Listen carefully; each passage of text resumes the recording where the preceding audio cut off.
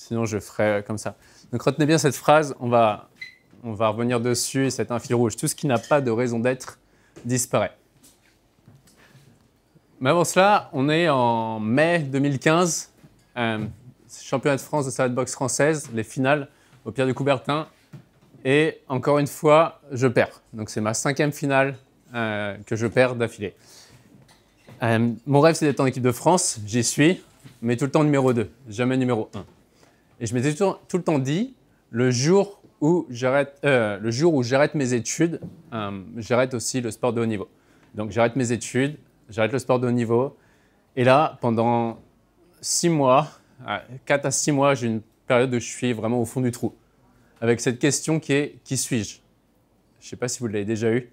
Il y en a qui l'ont déjà eu, cette question « Qui suis-je » Vous savez, il y avait comme un poids, etc. Bref, et je continue avec ça. J'avais commencé la préparation mentale classique à l'époque, donc sophrologie en équipe de France, hypnothérapeute, coaching classique. Ça m'avait aidé, ça m'a amené la pensée positive, etc. Mais le blocage de fond était toujours présent. Et cette question « Qui suis-je » était toujours présente. Du coup, en continuant de me former, un jour, je décide de partir chez des moines en Thaïlande en méditation Vipassana. Donc, pour ceux qui ne connaissent pas Vipassana, c'est sans lire, sans écrire, sans parler. Donc, pendant 20 jours. Et avec cette intention de répondre à cette question « Qui suis-je » Je me rappelle à l'époque, j'étais en colocation avec, pour ceux qui connaissent, Julien Musi. Et je lui dis « Ok, dans 3 semaines, je pars méditer chez des moines. » Il me fait « Ok, tu pars en Vipassana ?» Ouais, 10 jours. Non, c'était écrit 20 jours pour les débutants. Je fais « Pierre, tu te rends compte 20 jours ?» Je ne sais pas, 20 jours sur une année, c'est pas beaucoup. Sur toute ma vie, c'est pas beaucoup. Et en fait, rendu en Thaïlande, où j'ai fait l'erreur de faire des vacances avant de rentrer dans le temple, j'ai vu que mes priorités avaient changé. Je suis passé de basket, plage, bière avec des moines, et juste à me taire pendant 24 heures sur 24. On parlait juste 5 minutes par jour avec le moine. Même pas, 1 minute. Et la question, c'était comment tu te sens? Je vais bien, ok, c'est normal. J'ai mal, ok, c'est normal. Donc tout était normal. Si tout va bien. Donc j'ai appris la ratification, quoi. À chaque fois, c'est normal. Et donc on arrive au 14e jour, et là j'ai la réponse à la question qui arrive en mode je suis en train de méditer et je commence à avoir un fou rire. Après avec les moines, je me dis je me retiens un petit peu quand même, ça aurait fait moyen. Et je réalise que finalement, je suis tout. Je réalise qu'à l'intérieur de moi, j'ai toutes les identités. Je peux être humble, je peux être altruiste, je peux être gentil, je peux être méchant. Je peux être tout ça à l'intérieur de moi, en fait. Le champ des possibles, il existe. En revanche, dans la matière, en fonction d'un instant T, je vais choisir qui j'ai envie d'exprimer. Par contre, au moment où je vais exprimer quelque chose, d'autres, avec leur point de vue et leur expérience, leur vécu, vont pouvoir me juger de manière différente. Et donc, je réalise que je peux être jugé altruiste devant des gens, et en même temps, je peux être perçu comme égoïste, carriériste, manipulateur, marketeur. L'exemple que j'ai en tête, je peux décider de partager des vidéos sur YouTube de manière « Ah, j'ai trop envie d'aider des gens ». Et en même temps, il y a des gens qui vont dire « Ah bah lui, Pierre, c'est un marketeur ». Donc, je peux être tout à la fois en fonction des angles de vue des gens. Et donc, cette question résolue, ok, je comprends que je suis tout, etc., qu'il y a un truc qui est un être à l'intérieur de moi ou à l'extérieur, je ne sais pas trop, mais la partie être et une partie humaine. Et qu'en fait, on n'est pas que des êtres humains, pas des fers humains, pas des avoirs humains, mais des êtres et humains. Une partie intangible et une partie tangible. Et je continue avec ça, et je réalise que, comme chaque question ou chaque challenge qui est résolu, qu'est-ce qui se passe? Il y en a d'autres qui arrivent. Et la question qui arrivait derrière, c'est « Pourquoi je suis ici ?» Merci les gars, c'est top. Je vais bien m'en sortir avec ça. Et donc après, c'était « Pourquoi je suis là ?» Et donc, je vois qu'un être humain a souvent ces grandes questions qui arrivent, qui est le « D'où je viens ?» Qui suis-je? Où je vais? Et le pourquoi je suis là. Et donc, le pourquoi, c'est vraiment la partie mission. Et ce que j'aimerais aujourd'hui partager avec vous, c'est vraiment qu'il y a une partie, comme je l'ai dit tout à l'heure, une partie être, une partie essence, une partie infinie, informelle, intemporelle, immatérielle, une partie humaine, qui est la partie finie, formelle et matérielle. Humain, l'étymologie, c'est humus, c'est la terre. Okay, donc, il y a une partie qui est... Si on vous rend Adam, pour ceux qui s'intéressent un peu à la théologie, Adam, c'est Adama, c'est le terreux, c'est la terre. Okay, et du coup, mon objectif avec ça, ça va de vous amener à vous connecter justement à ce pourquoi, à ce why. Ce qu'on a vu, c'est la rectitude, c'est le télos, ce que les Grecs appellent le télos, la direction. qui permet de justement pouvoir traverser soutien de challenge au même degré. OK? Bon, juste avant cela, je vais faire un petit point sur des patterns de base de l'être humain à connaître. Comprendre le SPI. Le SPI, c'est quoi? C'est le système de priorité qui est intrinsèque. Donc, chaque être humain a un système de priorité intrinsèque. Ça peut être voyager, ça peut être sa famille, ses enfants, ça peut être transmettre, ça peut être l'entrepreneuriat, ça peut être les finances, etc., etc. Bref, on a tous des priorités qui sont différentes. Et la vie, notre inconscient, je ne sais pas, va nous soutenir et nous challenger pour pouvoir vivre à travers ce qui est le plus important pour nous au quotidien. Et plus on va s'éloigner de notre système de priorité intrinsèque, plus on aura besoin de motivation. Motivation égale un motif pour se mettre en mouvement. Motif, mot verré. Motif et mouvement.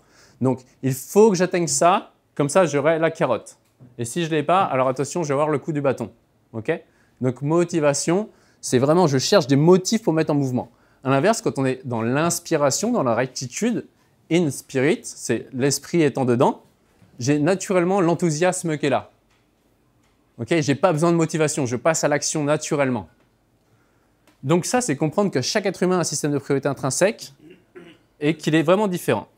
Et on a des symptômes. Symptômes qu'on est déconnecté de notre SPI, de notre système de priorité intrinsèque, c'est on va avoir des discours comme « il faut »,« je dois faire ça »,« il faut que je fasse ça ». Quand on a le « il faut », le « je dois » qui arrive en boucle, ça peut être « il faut que j'aille courir, j'y vais, je me mets un coup de pied aux fesses et j'y vais et c'est OK ». Mais quand on voit que c'est « il faut »,« je dois », qu'on traîne ça pendant des semaines et que ça… Vous savez, on a la sensation de ramer à contre-courant, je ne sais pas si ça vous est déjà arrivé. Ben là, c'est qu'automatiquement, on est en train de s'éloigner de notre priorité, de nos systèmes de priorité intrinsèques. On est en train de se minimiser par rapport à quelqu'un ou un dogme.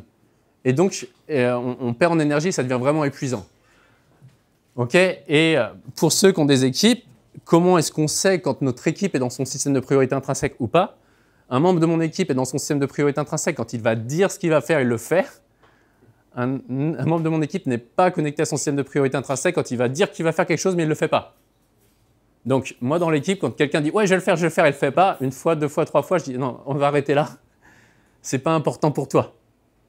Donc, le surmanagement en entreprise est un symptôme que les gens ne sont pas connectés à leur système de priorité intrinsèque.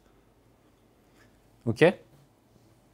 Donc, les exemples, c'est « je dois être plus discipliné en termes de discours interne, il faut que je publie sur les réseaux sociaux, je devrais être plus déterminé, je dois avoir un plan d'action, etc., etc. » Moi, par exemple, si je vois un plan d'action en termes de chiffre d'affaires, Q3, Q4, je ne le fais pas, je sais que je ne vais pas tenir.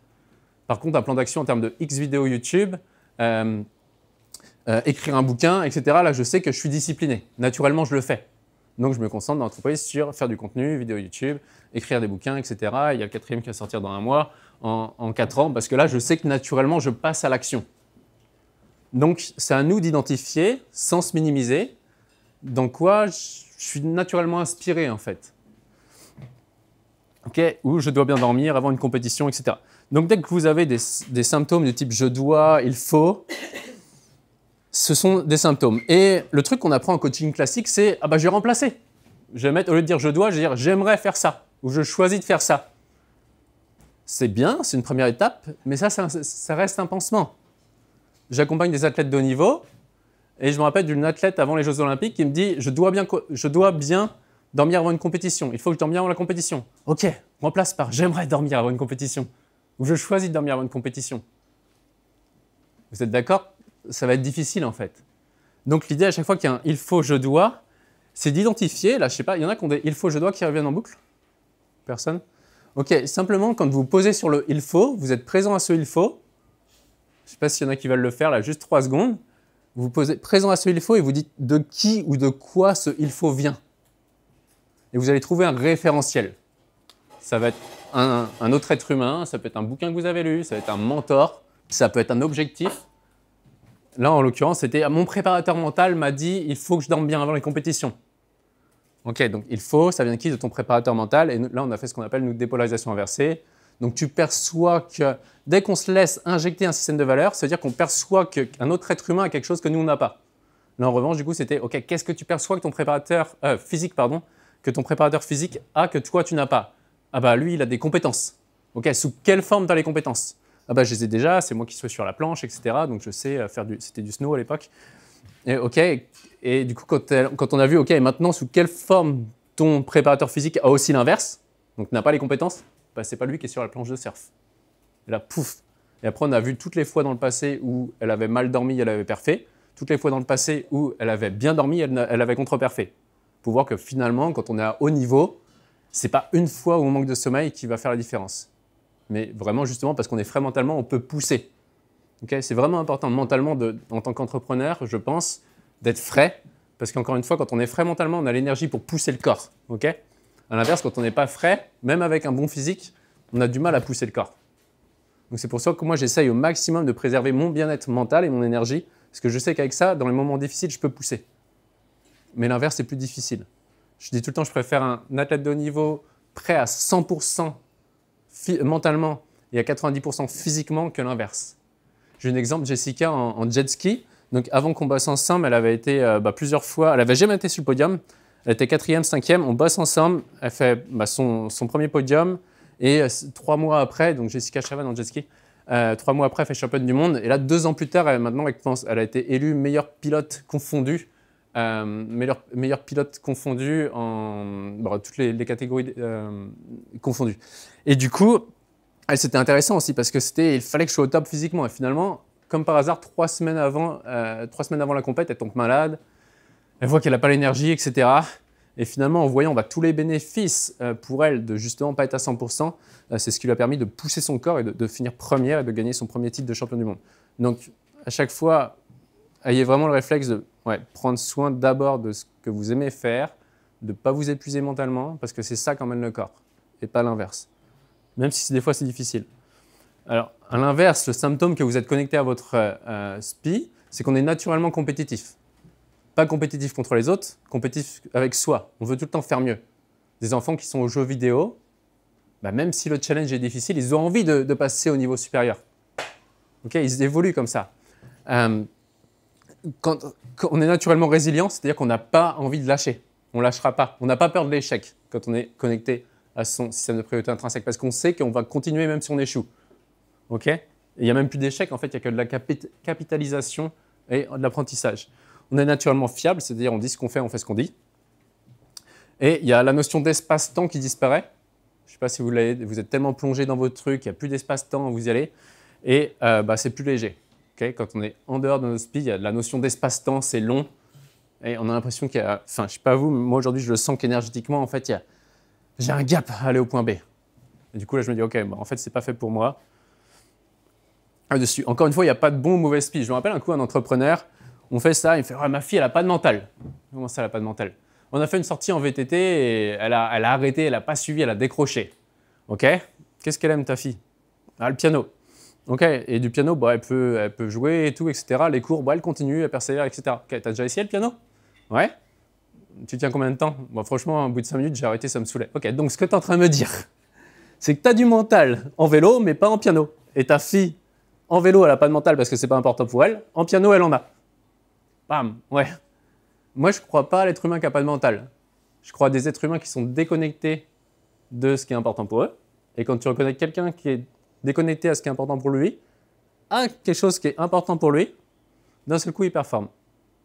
Une maman aussi, en badminton à l'époque, elle voulait monter en régional en badminton. Elle était là, mais ouais, non, je ne veux pas échouer et tout. OK, ça vient d'où? Ça vient de qui? Je veux que les autres ils voient que je sois fort mentalement. Donc, je perfais, je veux aller en régional.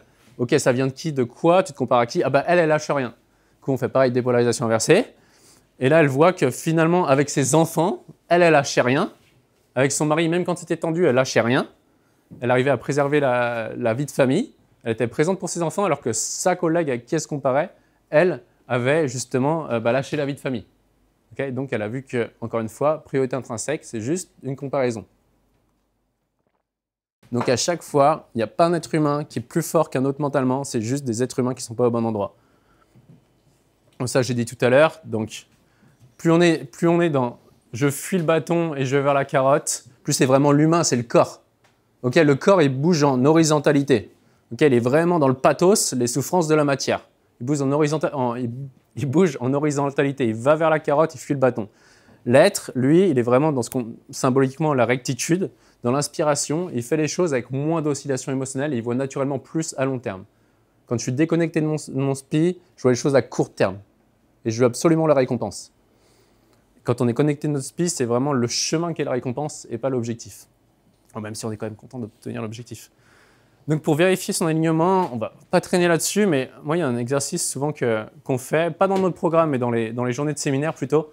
On note, vous pouvez noter, vous pouvez prendre ce tableau, vous pouvez vous poser, ok, qu'est-ce qui est réellement et intrinsèquement important pour moi? Donc voyager, faire ça, transmettre sur ça, ma famille, le sport, etc.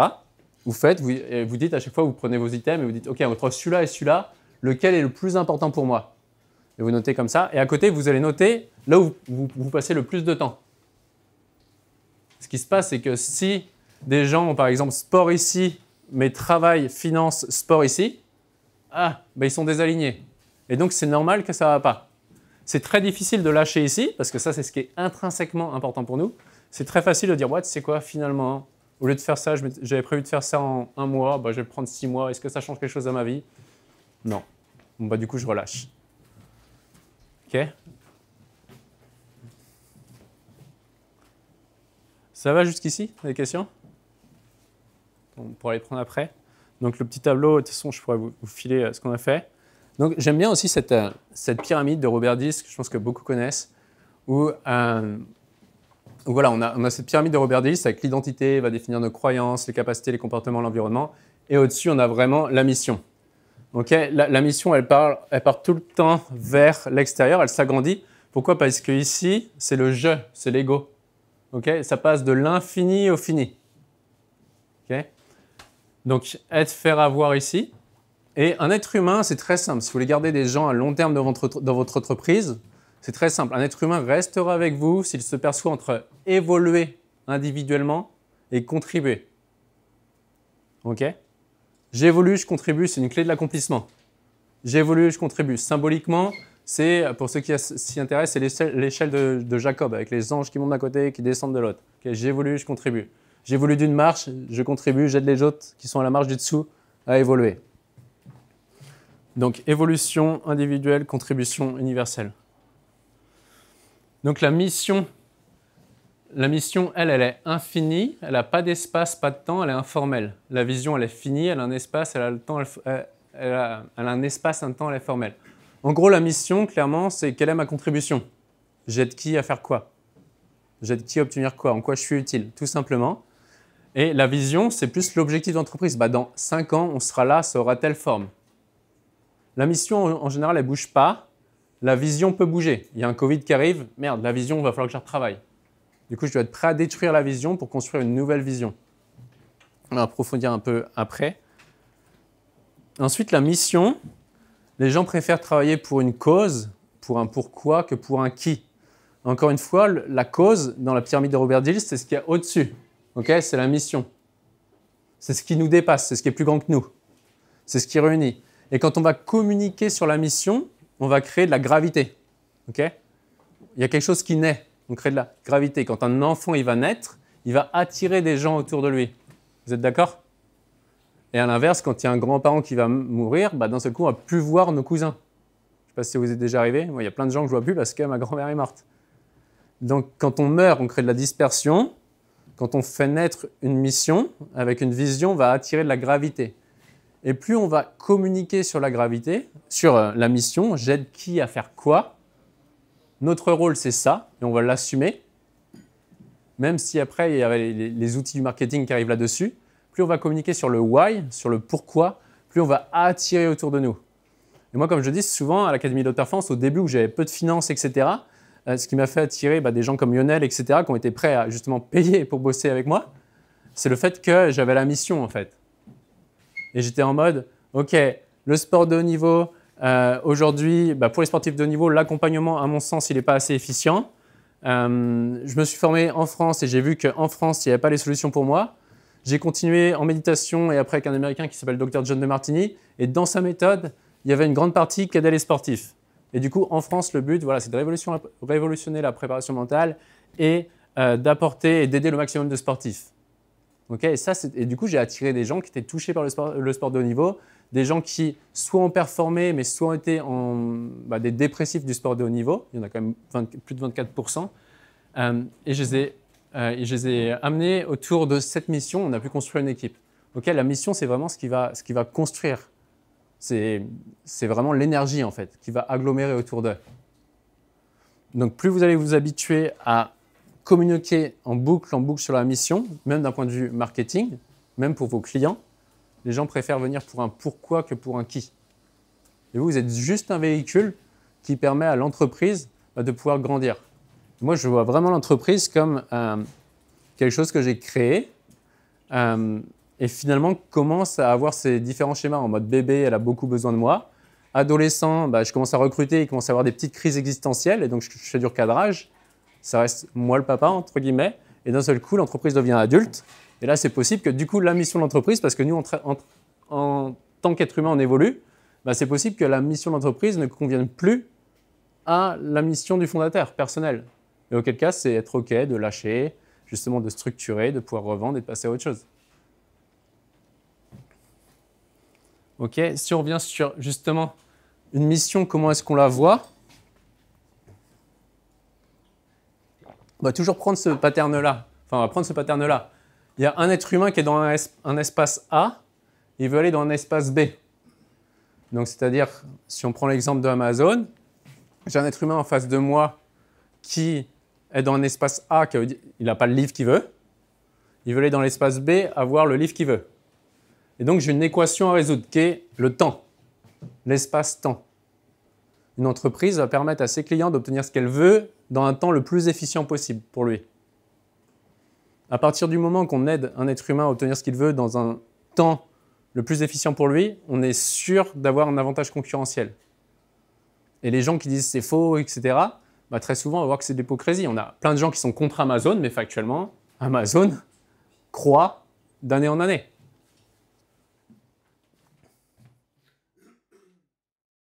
Je vais vous poser une petite question intermédiaire, justement. Ça, c'était chez John DeMartini, et souvent, c'est une question qui m'avait, moi, aidé. C'était se dire, en fait, si votre entreprise existe, c'est qu'elle a une raison d'être à son niveau, sans l'exagérer, sans la minimiser. Et la question intermédiaire que vous pouvez vous poser, c'est si demain, mon entreprise disparaît, qu'est-ce que le monde perd ? Prenez une minute pour la noter, commencer à réfléchir. Si demain, mon entreprise disparaît, qu'est-ce que le monde perd ? Qu'est-ce que mes proches perdent ? Qu'est-ce que mes clients perdent ? Souvent, quand je pose ces questions à des managers, au début, tout le monde sourit. Du coup, ils sont 1 par 10. Et on ne lâche pas, on les fait noter pendant 20 minutes, une demi-heure. À la fin, les gens ont des larmes de gratitude.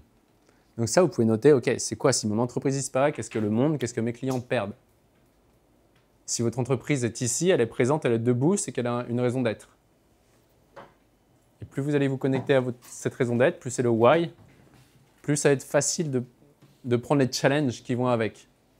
Puisque pour grandir, je veux dire, le but d'être sur Terre en tant qu'être humain, c'est croître, c'est grandir.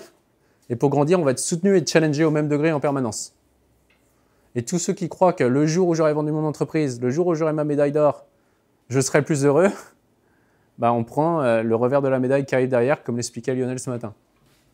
On va se dire, merde, je ne comprends pas, pourquoi ça ne va pas, je viens d'obtenir ce que je voulais. Oui, tu as obtenu ce que tu voulais, tu as eu de l'avoir, tu as nourri ta partie matérielle. Sauf que le fini, le matériel, ne pourra jamais combler l'infini. Donc ce qu'on possède ne pourra jamais combler la partie être.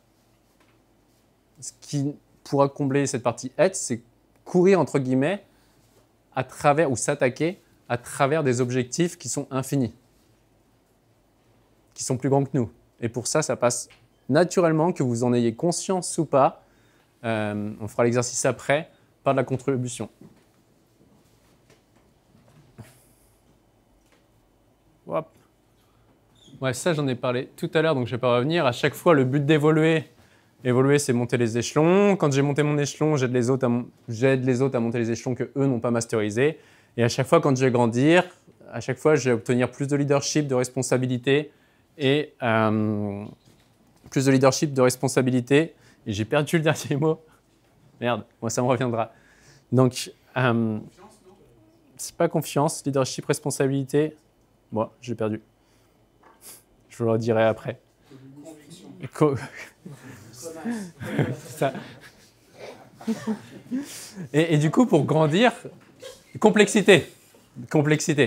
Plus je grandis, plus je suis capable d'avoir, j'ai du leadership, donc je vois de plus en plus à long terme, de plus en plus d'espace à long terme. Quand je prends un avion, je vois plus d'espace, de complexité, parce que je suis capable de lasser mes lacets en pouvant parler, alors que quand je suis enfant, j'ai du mal à faire mes lacets, et de responsabilité. Donc je passe vraiment d'un schéma qui est enfant à un schéma qui est adulte, un enfant irresponsable à un adulte responsable.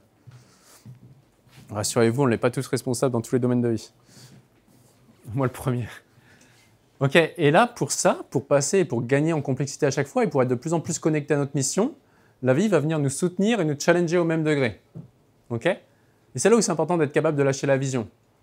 Et donc pour ça, l'exemple du Covid a été un exemple parfait. C'est d'être capable, quand il y a un challenge, un coup dur qui m'arrive par rapport à l'entreprise, c'est de se dire ok, et que je vois que je commence à avoir du mal, c'est me dire ok, quels sont tous les bénéfices par rapport à la mission de l'entreprise que le challenge arrive.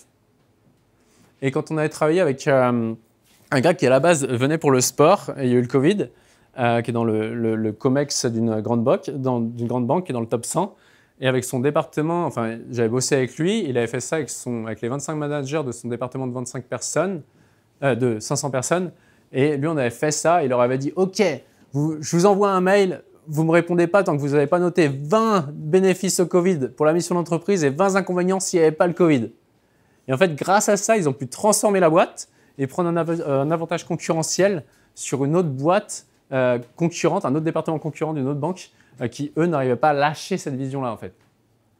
Donc, plus on a le réflexe de, quand on a un challenge qui m'arrive, de se poser sur un papier, de ne pas lâcher bénéfice, bénéfice, bénéfice, bénéfice, bénéfice. On peut en noter 20, 30, 40 et de passer 3 heures dessus s'il faut.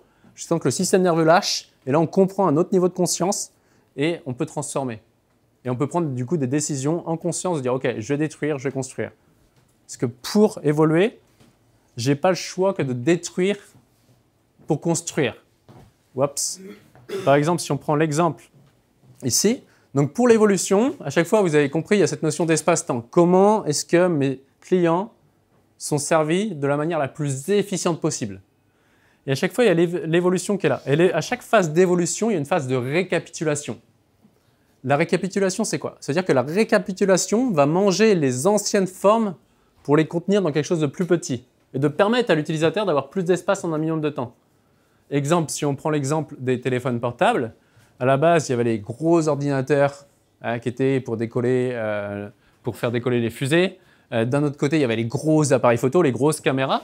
D'un seul coup, il y a eu les ordinateurs, plus petits ordinateurs, les GPS, les appareils photo. Et aujourd'hui, on a un iPhone qui a bouffé les gros appareils photo, les ordinateurs, etc. et qui contient tout ça.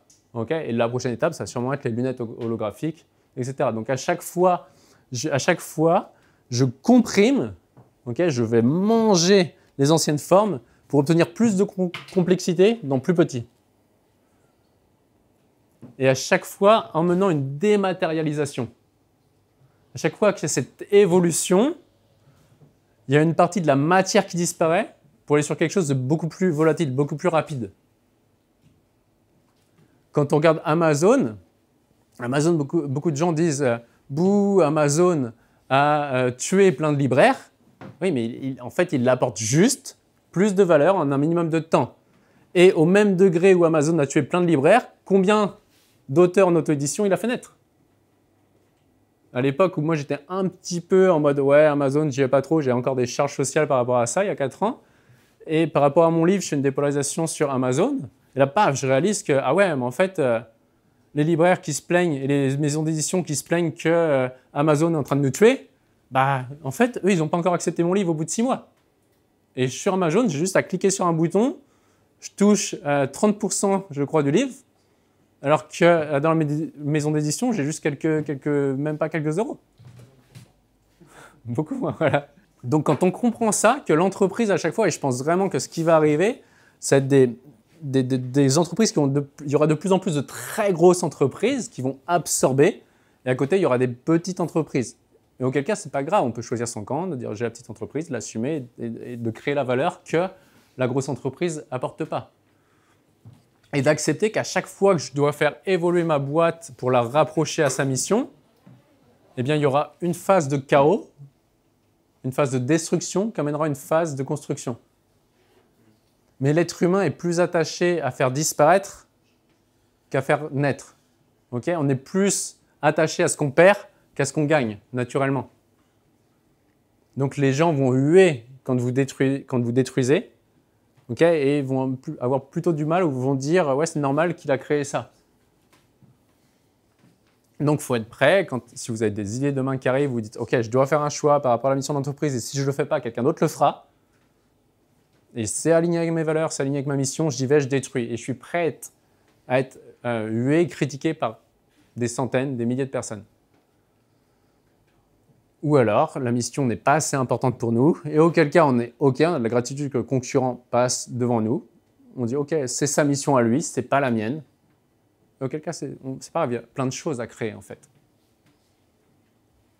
C'est OK pour vous? Donc, ordre, chaos, évolution, à chaque fois, gardez cette notion d'espace-temps. Qu'est-ce qui empêche un être humain d'obtenir ce qu'il veut en un minimum de temps possible? À chaque fois, c'est la gravité. Donc, la gravité, espace-temps, gravité, c'est l'équation que chaque entreprise cherche inconsciemment à répondre. Pour m'empêcher d'obtenir le livre ce que je veux, ce qui m'empêche le plus rapidement possible, bah, c'est mon corps, tout simplement. Donc, je suis obligé de faire venir le livre. Et là, du coup, j'arrive dans un sujet que j'aime bien.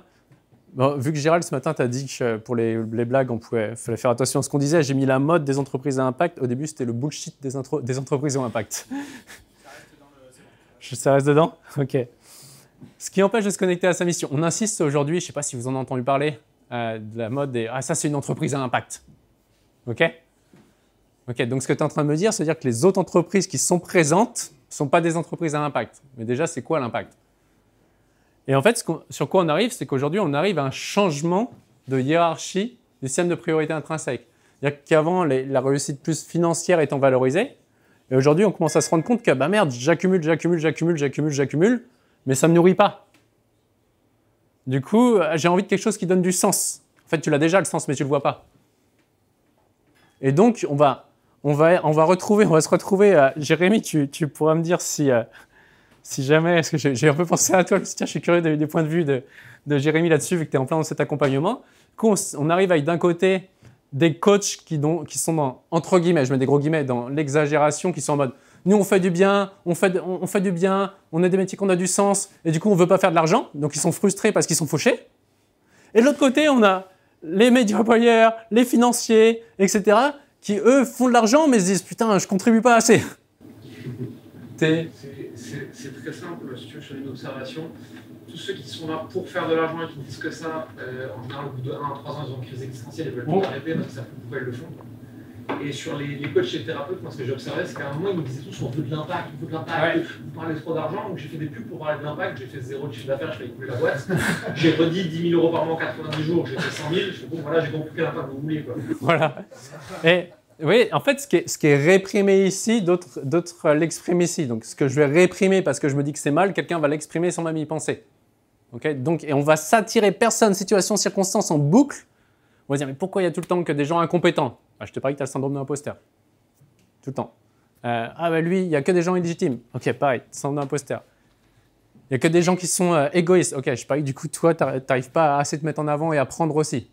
Donc, okay, tant qu'on a ici, du coup, des gens qui vont inconsciemment s'exagérer et repousser et dire l'argent, c'est mal, eh bien, du coup, ils ne vont pas l'attirer, ils vont s'en éloigner alors qu'au fond d'eux, ils le veulent. Et à l'inverse, on va avoir des gens qui, eux, ne voient pas leur utilité et qui vont se dire « Ah, ils ont du sens, c'est trop bien ». Il y a ça. Et si on fait un petit... Ça, j'ai rajouté hier avec la conversation de Gérald. J'aime bien, si vous regardez la Genèse, Adam et Ève ont combien d'enfants? Il y en a 3. Il y a Abel le premier. Ouais, Caïn le premier, Abel le deuxième. Et Caïn, c'est celui qui est vraiment dans la matière. Celui qui est la matière. Abel, c'est plus le côté spirituel. Et quand ils font l'offrande, bref, on va passer les détails, mais quand ils font l'offrande devant Dieu, etc., il y a Dieu qui reconnaît le cadeau d'Abel et pas celui de Caïn. Du coup, Caïn, il commence à se désagréger et il immole son frère, qu'il tue. Donc, il a vraiment, symboliquement, il y en a un qui était trop perché, et du coup, il s'est fait, entre guillemets, tuer la partie matérielle, a tué la partie spirituelle, et c'est pour ça que derrière, il y a eu la dégradation de toute cette première génération. Et des années plus tard, ils ont refait du coup Seth, qui était le troisième et qui était au centre. Et la génération de Noé qui a survécu comment ça s'appelle, le déluge, c'est ceux qui descendent du troisième, de Seth. Donc du milieu, encore une fois, on est sur l'équilibre. Donc plus on va être au niveau finance et côté, pas spirituel, mais sens au même degré, plus on va avancer. Et l'entreprise, du coup, l'entreprise qui va fonctionner de manière le plus écologique, c'est une entreprise qui, dans ses perceptions, se perçoit altruiste et égoïste au même degré. Okay, je donne et je prends au même degré. Si je perçois que je donne trop, je vais ressentir du ressentiment vis-à-vis de mes clients. Si je perçois que je prends trop, je vais ressentir de la culpabilité. Mais c'est qu'une question de perception. Ok, donc votre mission est déjà là. J'ai un petit exercice à vous proposer, vous êtes d'accord? Ouais. Ok, avant cela, pour l'introduire, Johan, t'es ok pour l'introduire l'exercice? J'ai introduit. Allez, vas-y, je te laisse l'introduire. Ouais, alors du coup, moi j'ai fait une petite sorte de coaching avec Pierre. C'était justement à la question. Cerveau-co. Cerveau-co, ouais. Où je me disais, putain, en fait, j'ai perdu mon why, je sais pas, j'ai pas de mission, je sais pas. Et donc, du coup, on a fait une heure avec Pierre, et l'idée c'était, je me disais, ok, au début, je voulais faire de l'oseille, c'était mon but. Maintenant, j'ai fait de l'oseille, mais je sais pas pourquoi je fais ça. Et j'ai l'impression de ne faire qu'acheter des clics et de bosser que pour l'argent. Et que en gros, je suis K1, du coup, et je suis pas Abel.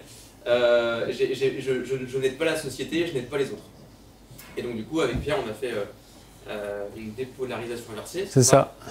Et l'idée, donc il m'a dit en gros, bah voilà, pense à des gens que tu connais qui pour toi aident les autres. Donc j'ai pensé à Norton, je pensais à Mohamed Bouclet, je pensais à plusieurs personnes où je me disais, ok, eux, dans leur mission, dans ce qu'ils font au quotidien, ils aident les autres. Ils font progresser, ils leur permettent de faire du piano, ils leur permettent de développer leur cerveau. Et moi je me disais, bah en fait non, moi je ne fais pas ça. Quoi. Et donc Pierre il m'a fait faire un exercice de noter, le premier exercice c'était ça, c'est de noter 20 ou 30 affirmations Oui. ou témoignages de clients ou de personnes où je leur ai apporté quelque chose, soit par leur business, soit où je m'a fait de la gratitude en quelque sorte. Ça. Et donc effectivement, du coup on a fait cet exercice, et puis au fur et à mesure le crayon il déroulait, jusqu'au moment où on a eu le fameux collapse. Le fameux collapse, où en fait j'ai fait ah putain, en fait ma mission c'est d'aider les autres à réaliser leur propre mission en leur apportant de la stabilité, en leur apportant de leur performance et en leur permettant de développer leur business. En fait. Et là ça a fait piou, et je me suis senti beaucoup plus léger, et ça m'a permis du coup de relier cet aspect, ok j'achète des clics, je fais de l'oseille, mais j'aide aussi les autres en même temps, et de dire que l'un peut aller avec l'autre en fait. Et l'un va avec l'autre, ouais. Et l'un va avec l'autre, et du coup je fais les deux, et plus je fais d'oseille, plus j'aide les autres en fait. Exactement, ouais. Donc voilà, c'était un super exercice.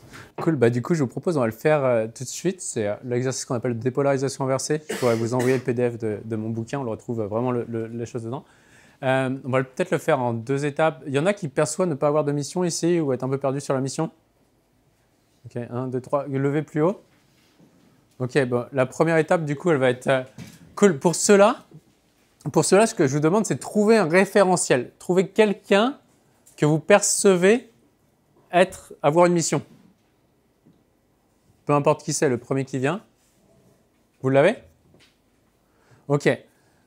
Pour vous, la mission va peut-être prendre quelque chose de générique pour aujourd'hui. Avec Johan, ce qu'on a trouvé, si on avait déconceptualisé la mission, c'était aider les autres à, c'était quoi? Évoluer, contribuer, à évoluer? À progresser, à être meilleur, à avancer dans la société, quoi. Ok, donc en gros, différents types de missions, ça peut être, je sais pas, une mission pour vous, regardez si, est-ce qu'une mission, ça veut dire évoluer les autres, faire évoluer et progresser les autres. Par exemple, si ça vous parle, on garde ça, c'est beaucoup plus simple que faire en individuel.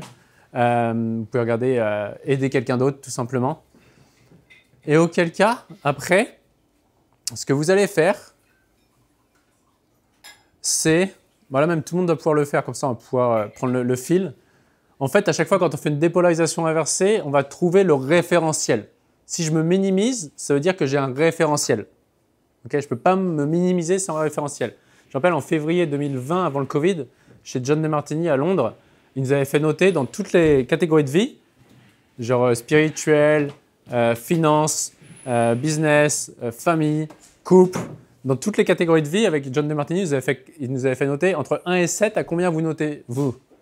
Et à la fin, bah, sur les différentes catégories de vie, il nous dit OK, qui a 7 sur 7 partout? Donc je crois que personne sur 100 personnes avait levé la main. Il dit bah, sachez que si vous étiez seul au monde, probablement vous auriez mis 7 partout en fait. Et là, à chaque fois, on se posait la question OK, sur ce domaine de vie-là, par rapport à qui ou à quoi je me compare? Et bim, on trouvait. Et à chaque fois, c'était vraiment intéressant de voir qu'à chaque fois, c'est juste qu'on se minimisait par rapport à quelqu'un ou à quelque chose. Donc là, la première étape, c'est de tout simplement, si on part de l'idée qu'une mission, c'est faire évoluer les autres, tu m'as dit faire progresser et faire évoluer les autres. Donc si ça vous parle, prenez cette phrase-là. Genre, OK, ouais, contribuer, c'est faire progresser les autres, les faire évoluer. Vous pouvez regarder juste aider les autres, obtenir ce qu'ils veulent peut-être, ou aider les autres tout simplement. Là, la première étape, vous allez noter 10 moments où vous vous êtes perçu aider les autres, ou faire progresser un autre, ou faire évoluer un autre. Voilà, notez vraiment les 10 moments. Donc à chaque fois, vous notez un espace, un temps, un contexte. C'est-à-dire un espace, c'était où, un temps, c'était quand, un contexte, c'était avec qui. Espace, temps, contexte. Vous en notez au moins 10. Vous pouvez regarder d'un point de vue business, d'un point de vue avec vos proches, ou quelqu'un d'autre vous a perçu le faire. Soit vous vous êtes perçu le faire, soit quelqu'un d'autre vous a perçu le faire. Avec Yoann, par exemple, c'était des fois des témoignages de clients que tu avais? De clients, de personnes que j'ai coachées, de familles, d'amis que j'ai coachés, que j'ai donné des conseils de business pour monter en boîte. Donc vous pouvez aller voir dans parmi vos amis, votre famille, par rapport au business, une dizaine de moments où vous êtes perçu, faire évoluer, faire progresser quelqu'un d'autre ou aider quelqu'un d'autre. Vous allez voir que si vous le faites bien, il y a très souvent, pas tout le temps, mais très souvent un pattern qui se décide. Il y a souvent un fil rouge. Dès que quelqu'un vous a dit merci, vous pouvez le noter. Quelqu'un vous a dit ah, c'est cool, tu m'as aidé, vous le notez. Essayez d'en noter 10. Même pour ceux qui veulent 15, plus vous en notez, plus vous allez voir, il y a très souvent une ligne rouge. Enfin, une ligne en tout cas. Tu peux répéter, tu avais dit le contexte, qui, et le troisième truc, c'était quoi? Ouais, le contexte, c'est le qui. Le quand, c'est le temps. Et le où, c'est l'espace. Le temps. Ouais, la temporalité. Le moment. Ouais. C'était il y a 6 mois. Et l'espace, c'est où? Ouais, c'était il y a 6 mois, c'était chez moi, et c'était avec ma tante. Bam, tu notes. On met espace, temps, contexte à chaque fois parce que c'est le monde de l'ego, c'est la dualité. Okay, l'ego, il est dans l'espace-temps. Le jeu, il est dans l'existence. Et si vous en avez déjà 10, ça va monter à 15, parce que vous allez voir que plus vous en notez, plus probablement vous pouvez noter une forme qui arrive. Exactement. Ouais, exactement. Ouais, exactement. Étienne a dit, ça peut être dans la forme, c'est-à-dire peut-être que a priori, tu ne penses pas les aider, mais en réalité, tu les as aidés. C'était ça? Ouais, c'est vrai. Okay. Donc, il peut y avoir cette forme-là. Des fois où tu fais les choses sans faire attention, par exemple, en fait, ça aide quelqu'un. Et... En fait, tu as l'impression que tu t'aides toi-même, mais en fait, en réalité... Ouais, ça peut être ça. Ouais, clairement. Ne minimisez pas ce que vous faites. Notez juste de manière factuelle. De manière factuelle, ah ouais, là, en effet, j'ai perçu que j'ai aidé quelqu'un à évoluer ou progresser. J'ai perçu quelqu'un m'a dit merci, tout simplement, parce que ça l'a aidé à ça. Sans minimiser. Le risque, c'est qu'on puisse minimiser au début. Ah, mais là, je n'ai pas vraiment aidé. Mais si la personne vous a dit merci, vous l'aidez. Ouais, mais ce n'était pas réellement important. Est-ce que pour elle, c'était important?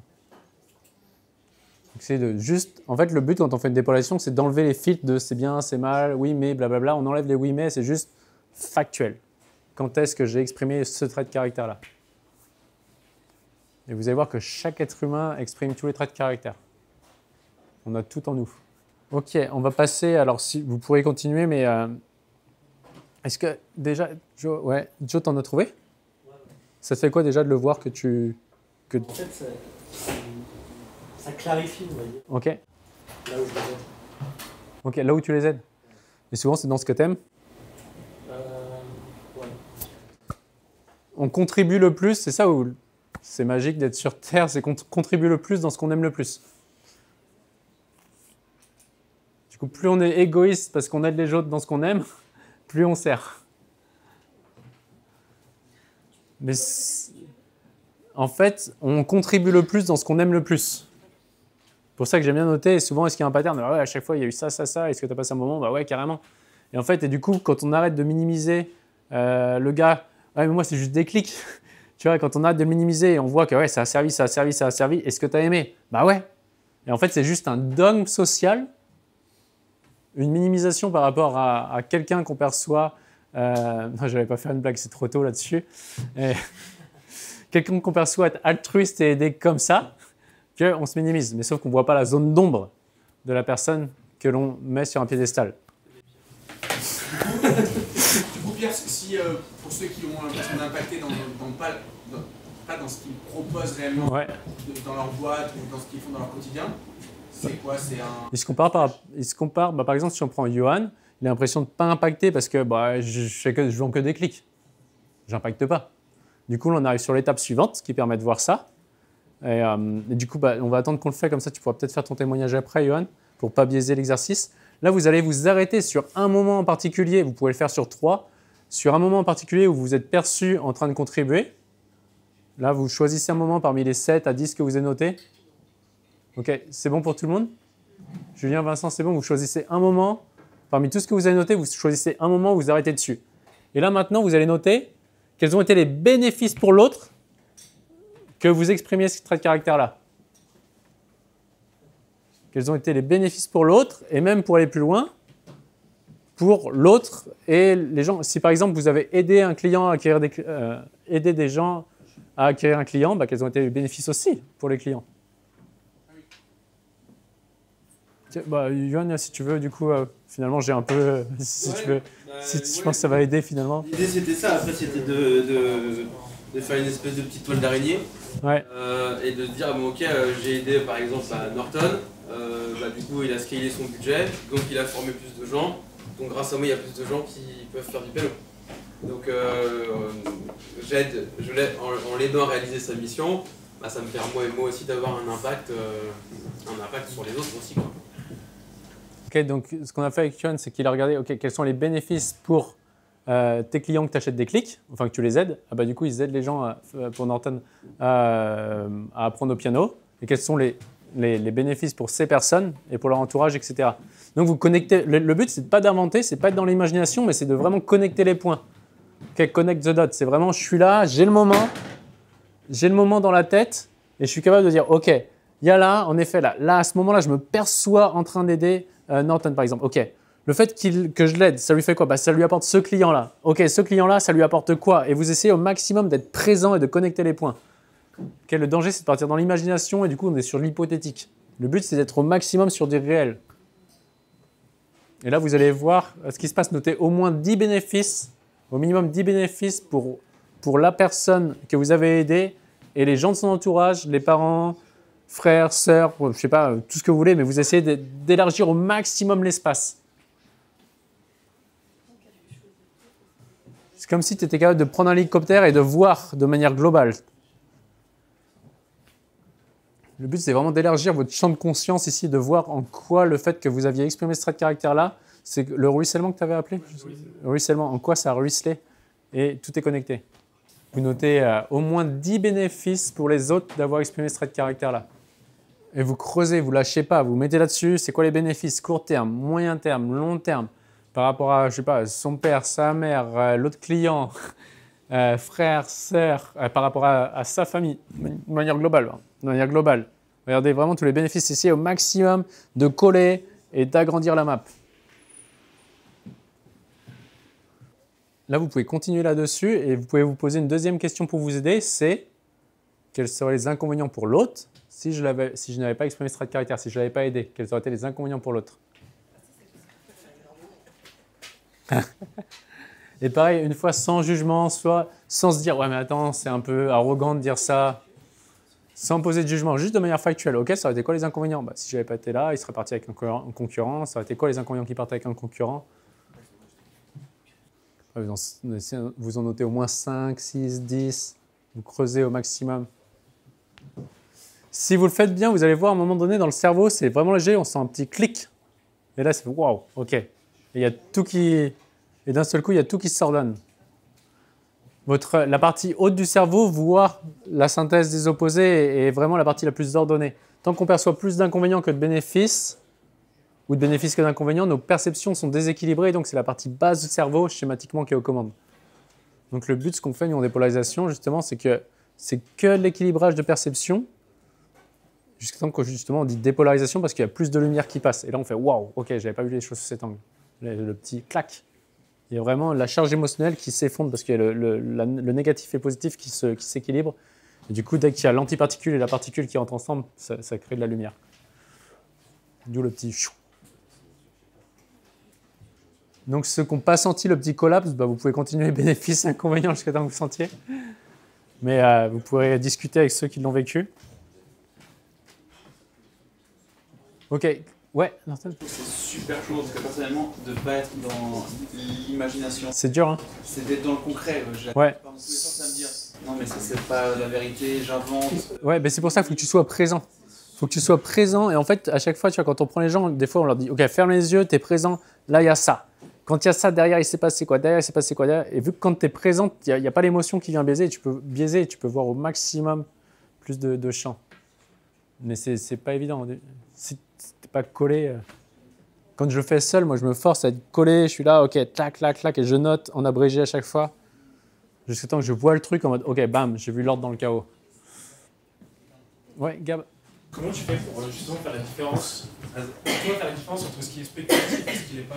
Ouais, quand c'est trop spéculatif, je change et je vais sur un autre. J'essaie de changer, tout simplement. J'ai l'impression qu'il y en a très peu qui ne sont pas spéculatifs en fait. Dès que c'est le deuxième step. Ah bah, c'est forcément plus tu t'éloignes, plus c'est dur quand même. Du coup, c'est rester au maximum et te dire, ok, est-ce que c'est plutôt vrai, plutôt faux? Après, tu peux te poser la question, l'autre question, c'est quelles sont les opportunités que ça apporte à l'autre, tu vois, en termes de probabilité. Tu peux te poser la question, est-ce que si j'étais là, si je n'avais pas fait ça, est-ce que, ouais, en termes de probabilité qu'il obtienne ça, moi j'aime moins cet exercice-là, mais des fois je le fais quand vraiment on est coincé, mais ça fait très très longtemps que ça m'est arrivé, je dis, ok, est-ce que c'est plutôt probable ou improbable que ça arrive? Et si tu ne l'avais pas exprimé, ah bah, c'est clair que si je ne l'avais pas exprimé, c'est improbable qu'il l'obtienne. Ok, donc le fait que tu l'as exprimé, ça lui donne la probabilité d'obtenir ça. Mais après, est-ce que c'est ta responsabilité ou pas qu'il l'obtienne? Ah ben non, c'est pas ma responsabilité. Ok, donc toi, le fait que tu aies fait ça, le bénéfice, c'est que ça a donné cette probabilité d'obtenir ça. Il peut l'obtenir s'il le veut. Donc tu lui as donné la possibilité. C'est ça que tu me dis? Oui. Et du coup, là, c'est un bénéfice. Okay, tu vois, donc il y a plein de questions à se poser. Il faut trouver sous quelle forme trouver la bonne question, se la poser. En fait, dès qu'on me pose la question, le cerveau, il va chercher et c'est juste une question de quel est le bon levier, quoi. Une question est un levier. Est-ce qu'il y en a déjà qui voient un peu plus clair? Pour ceux qui... On va faire deux objectifs en parallèle pour comme ça être sûr de pas dans 5 minutes finir. Pour ceux qui se comparaient tout à l'heure, qui se comparait déjà à quelqu'un? Ok, ceux qui se comparaient... Il y a un peu plus. Qui se comparait tout à l'heure? Ok. Déjà, reprenez la personne de base où vous la percevez en train de contribuer. Et là, vous allez noter quels sont les inconvénients pour moi que je perçois que l'autre exprime ce trait de caractère-là. Donc la question, c'est quels sont les inconvénients pour moi que je perçois que l'autre exprime ce trait de caractère. Pour aider, peut-être, Tuan, je ne sais pas si ça peut aider que tu apportes les inconvénients que toi, tu percevais que... Je ne sais pas si tu t'en rappelles. Non. Ok. Donc, je regarde par rapport à qui je me compare, je vois exprimer ce trait de caractère-là, et je me pose la question, je peux même fermer les yeux, quels sont les inconvénients pour moi que je perçois l'autre exprimer ce trait de caractère? Et je note les inconvénients. Bah, je me minimise, je me prends... Ça peut être ce que tu ressens, mais une fois que tu as ce que tu ressens, tu tires dans la matière. Et le fait que je me sente nul, factuellement, c'est quoi? J'ai le seum. Et factuellement, le fait que tu as le seum, c'est quoi l'inconvénient? Ah bah, je passe pas à l'action, par exemple. Et tu déroules le fil. Donc, quels sont les inconvénients pour moi que je perçois l'autre exprimer ce trait de caractère-là? Ah bah, je me compare, je me trouve nul. Exactement. Ouais. C'est pour ça que la question, c'est... Ça a sur nous, genre, bah, j'ai ça, je pense que je fais rien. Exactement. Et là, tu déroules. Donc, la question, c'est quels sont les inconvénients pour moi que je perçois l'autre exprimer ce trait de caractère. Et là, très souvent, bah, je me minimise, du coup, je passe pas à l'action, du coup, je fais pas ça, pas ça. Et vous allez noter toute la causalité. À chaque fois, vos perceptions entraînent vos décisions, entraînent vos actions. Et à chaque fois, ce n'est pas un problème d'action qui est mal faite, c'est un problème de perception. L'action est l'effet, la perception est la cause. Tu changes la cause, l'effet change. Et ça, plus j'avance dans mes formations, en ce moment avec Donald Epstein aux États-Unis, plus à chaque fois je vois que c'est 95% du temps, ce n'est pas un problème d'action, c'est une question de perception. Et j'hallucine de plus en plus. Et du coup, dans mes perceptions, bah, plus j'avance, moins je force. Parce que tu travailles sur la cause. Et c'est assez hallucinant. Vous allez voir, si vous pratiquez, vous allez voir à chaque fois les choses s'équilibrent assez rapidement. En fait, une fois que vous avez fait ça, alors vous pouvez faire ça et les autres, simplement noter les autres en attendant. Prenez juste une minute, vous pouvez continuer après. C'est quels sont les bénéfices pour vos clients. Ça, on l'a déjà posé. Il y en a qu'on a déjà noté, les inconvénients là pour. Vous avez noté? Ok. Donc, ouais, bon, on va rester sur ça et je donnerai l'autre exercice après. Autrement, je sens que la fatigue et le soleil m'a niqué en énergie. Ok, donc ceux qui l'ont fait. Ensuite, Tania, tu l'as, toi? C'est bon, tu as les inconvénients? Ok, Julien, tu les as? Ok, maintenant, vous allez revenir sur la personne de départ et vous allez regarder sous quelle forme elle exprime aussi le trait de caractère inverse, sous quelle forme elle ne fait pas évoluer les autres ou elle n'aide pas les autres. Observez ça et Joe, tu l'as? Regarde l'autre sous quelle forme il n'exprime pas. Tu l'as? Tu le vois? Là, c'est important de le voir. Ok, là, je vois que l'autre, en fait, il n'aide pas les autres sous cette forme-là, où il exprime, où il ne contribue pas, ou bref, ce que vous avez par rapport à la mission. Et une fois que vous avez ça, vous notez les bénéfices pour vous de percevoir ça. Okay, je perçois quand est-ce que l'autre exprime aussi l'inverse. Et une fois que j'ai ça, ok, là, je vois que, ok, je voyais qu'il exprimait, qu'il aidait les autres sous cette forme-là. Sous quelle forme il exprime l'inverse? Sous cette forme-là, ouais, en effet, là, le mec, il n'aide pas les autres, il pense qu'à sa gueule, ou, enfin, ce que vous voulez. Et vous notez, ok, maintenant que je vois ça, quels sont les bénéfices pour moi de percevoir ça? Là, il faut jouer avec. Julien, tu l'as? Tu vois quand l'autre exprime l'inverse et tu vois les bénéfices pour toi? Normalement, il y a une autorisation qui se crée, en général. Ouais, en mode, ok, bah moi aussi, je peux, et fuck. La finalité, c'est ça, c'est fuck. Vous voyez, en faisant ça, il n'y a pas besoin de se masturber pendant 3 heures pour dire c'est quoi ma mission. Et quand on arrive à la fin d'un collapse, normalement, la mission, elle est claire. Ok, j'ai des gens à passer à l'action en priorisant, c'est ça? En priorisant, hiérarchisant, clac. Joe, tu l'as? Tu vois, ce serait quoi, du coup, la mission, si ça venait comme ça? Ok, donc peut-être les gens à prendre confiance en eux dans le milieu de la bourse. Leur montrer que c'est possible et leur montrer qu'ils peuvent le faire. Vous voyez là, la mission elle est claire quand il y a le collapse. Votre cortex préfrontal, votre partie haut du cerveau, sait.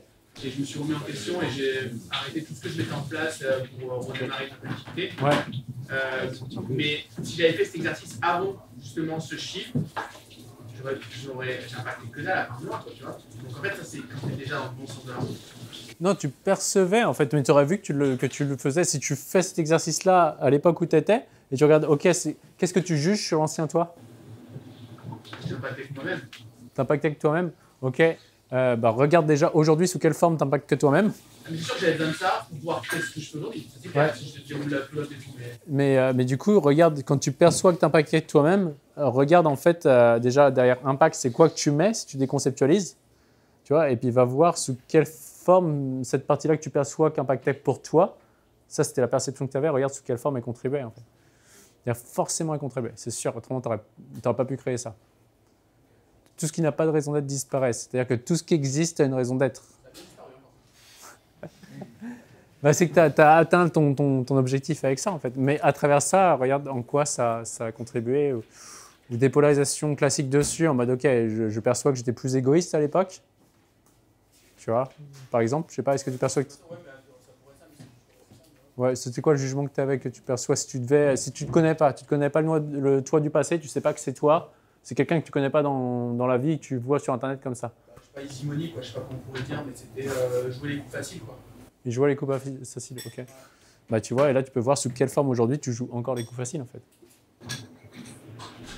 En fait, quand tu fais que de donner, tu as besoin de recevoir aussi. Est-ce que Ouais, bah, si tu fais que de donner en attendant quelque chose en retour, l'intention, elle est... Enfin, de toute façon, l'intention, elle est tout le temps égoïste, mais si tu cours après quelque chose où tu seras tout le temps déçu.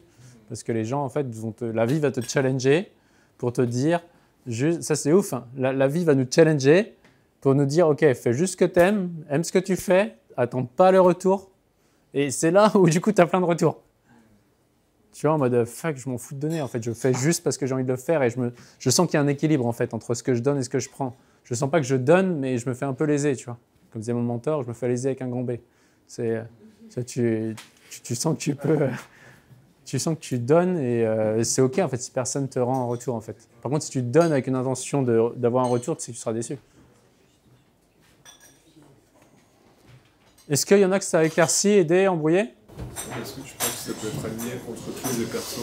Ouais. Ouais. C'est souvent, je sais pas, ta boîte, ouais, t'as quand même un besoin de faire du cash, quoi. Ouais, la question, c'est est-ce que tu peux être aligné entre ta boîte et ton perso parce que l'entreprise, tu as quand même besoin de faire du cash. Et du coup, bah, en fait, quand tu comprends que l'entreprise, elle existe parce qu'elle est en train de servir les autres, et toi, par rapport, tu sers les autres et du coup, tu récupères en retour, bah, c'est OK, en fait, tu vois. Moi, tu es en train d'assumer... C'est filmé, là? OK. Tu es en train d'assumer que toi, tu as des besoins personnels. Tu évolues de manière individuelle et égoïste. Tu as envie de t'amuser dans le monde matériel et d'avoir des expériences matérielles. Et tu te sens honoré à être au service de ton entreprise et avoir ce cash en retour, en fait. Tu connectes les deux, en fait. Tu vois, c'est vraiment... l'enthousiasme, votre mission, c'est vraiment l'énergie, ce que Napoleon Hill dit, l'énergie sexuelle, en fait. C'est vraiment le chakra. Pour les gars, c'est les couilles, quoi. Tu vois, quand vous êtes enthousiaste, vous avez de l'excitation, en fait. Tu as vraiment de l'excitation de création, mais c'est la même excitation que se mettre en couple, sous une forme différente. Et du coup, tu vas créer ça et tu es content t'es content de créer, tu es content de prendre. Et il n'y a pas de charge avec ça.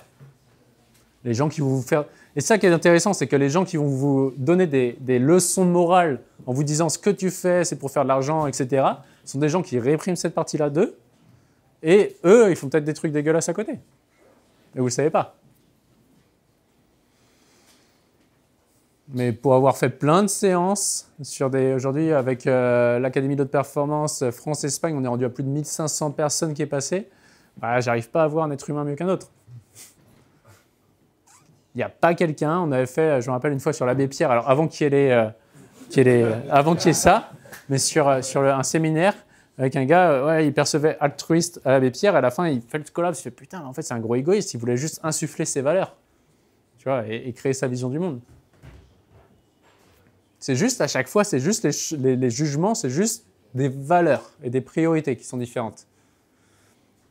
Et la vie va nous challenger à se détacher des valeurs sociales et morales pour simplement suivre notre cœur et être aligné et se dire, bah, OK, ça ne plaît pas à ces personnes-là. Et vu qu'on est dans un monde de dualité de matière et que le monde est parfaitement équilibré, et c'est comme un aimant, en fait, on est polarisé comme un aimant, le corps, la chair, j'aime bien dire la viande, elle ne veut pas disparaître, elle ne veut pas se faire bouffer. La viande, elle veut bouffer et pas se faire bouffer. Et elle est polarisée. Et plus je vais polariser et exprimer haut et fort ce que je dis, plus je vais cliver. OK? Donc, c'est arriver à se dire à un moment donné, ma mission, c'est ça, je clive et je suis OK. Si je veux être aimé par 50% des gens, je suis prêt à être détesté par 50% des gens. Parce qu'au même moment où je vais vouloir construire quelque chose pour les autres, quelqu'un va vouloir détruire. Okay, j'ai quelqu'un qui va vouloir, je sais pas, créer des fusées pour aller dans l'espace et il y a des écolos qui vont arriver. Donc il y a l'équilibre qui est là. Et l'équilibre est normal, il est naturel. Moi, au moment où maintenant je discute sur la dépolarisation, préparation mentale et tout, j'ai tous les chercheurs qui me tombent dessus, qui disent que je suis dangereux, que je fais de la manipulation mentale, ça j'avoue, que je fais de l'emprise mentale, que j'arnaque et tout, etc. Tu dis, OK les gars, vous êtes chercheurs, vous êtes censés vous baser sur des faits. Donc là, vous êtes en train d'exprimer le trait de caractère que vous réprimez. Vous êtes en train de me juger sans preuve. Vous imitez des hypothèses comme des thèses. Okay? Et quand tu comprends que chacun exprime tous les traits de caractère, chaque fois qu'il y a quelqu'un qui t'emmerde ou quelqu'un que tu perçois ici, tu fais une dépolarisation inversée si tu le perçois mieux que toi, dépolarisation classique si tu le perçois moins bien que toi, et tu vois que finalement tout a un rôle, tout est équilibré, et tout a une raison d'être qui était le thème de la conf aujourd'hui. Voilà, ça vous a été utile? Ouais.